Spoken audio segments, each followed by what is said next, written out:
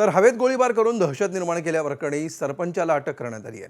जळगावच्या यावल तालुक्यातील कोळन्हावी गावाजवळच्या डांभुर्णी गावामध्ये गोळीबाराची ही घटना घडली आहे। कोळन्हावी गावचे सरपंच विकास सोळंकेंना यावल पोलिसांनी अटक केली आहे। विकास सोळंके यांचं गावाजवळ बियर बार आहे। या ठिकाणी डांभुर्णी गावातील काही तरुण मद्यपान करून विकास सोळंकेंना बियर बारमध्ये देशी दारू विकली जात असल्याचा आरोप करत त्याचं चित्रीकरण करून त्रास देत होते। या तरुणांवर दहशत बसवण्यासाठी विकास सोळंके यांनी रात्री उशिरा डांभुर्णी गावात जाऊन त्रास देणाऱ्या तरुणांच्या समोर गावठी कट्ट्यातून हवेत गोळीबार केला आणि त्यांना घाबरवण्याचा प्रयत्न केला होता। काही साक्षीदारांना विचारपूस केली तर आम्हाला असा दुजोरा मिळाला त्यांच्याकडून की घटना घडलेली आहे। नंतर आरोपीचा मी शोध घेतला असता आरोपी कोळन्हावीमध्ये नव्हता, तो जळगावमध्ये पळून गेल्याची माहिती मिळाली। आम्ही आमचं पथक जळगावला पाठवलं।